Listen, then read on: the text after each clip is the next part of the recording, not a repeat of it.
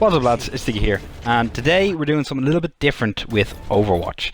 Now, the beta for Overwatch is hugely successful, but a lot of people are struggling to know which character they should play as.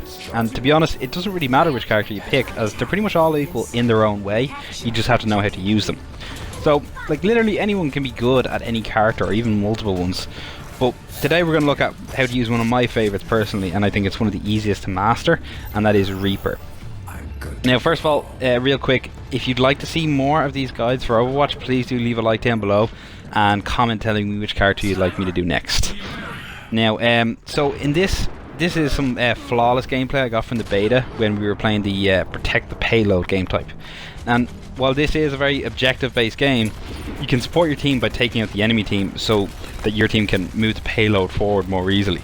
You can see me doing it all throughout this gameplay. Now, REAPER would not be the best support class or tank build, but so it wouldn't be the best choice to sit behind the payload and push it forward, because it's just not his strength. But his abilities make it easy to get behind the enemy team and flank them, which is one of the most important tactics in this game.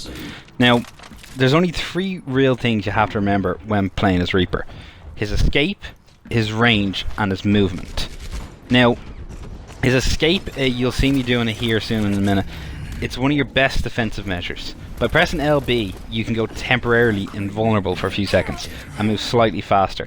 Now, this is crucial when you find yourself in a tight spot like I just did with no way out, and it gets you out of the battle zone where you don't have an advantage, back into close quarters where you have the advantage again. You know what I mean? Now, the second thing is range. It's obviously limited due to him having two shotguns, so you have to know how far that is.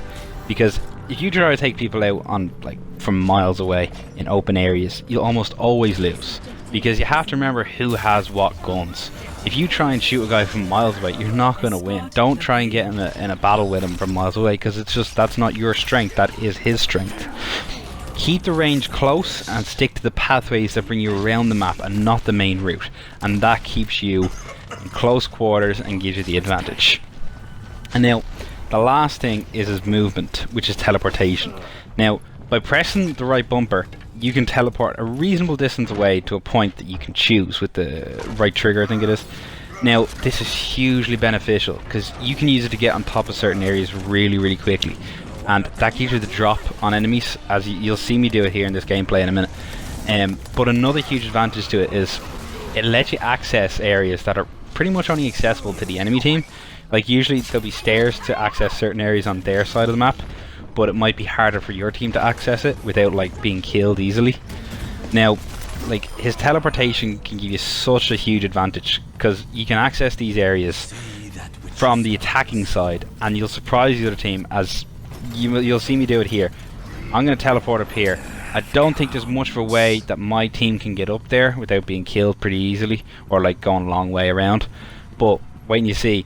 This gives me such an advantage, because they're not expecting me to be up there. They think this is their defensive point, and look, easy kills. They are not expecting me up there, and I have to jump on them.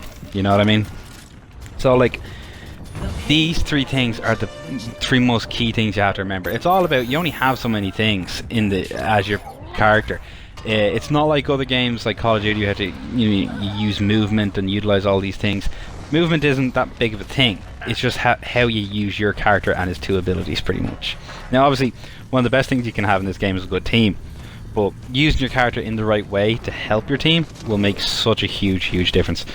You know what I mean? So, I hope this will help a lot of you. I know Overwatch is really tricky for some players at first, after playing the likes of Call of Duty and stuff, but it's all about learning the characters, and once you know the characters, it's a whole lot easier. But anyway guys, I do hope you enjoyed this video. Like I said, leave a like and a comment if you'd like to see more Overwatch guides in the future, and I will catch you all next time.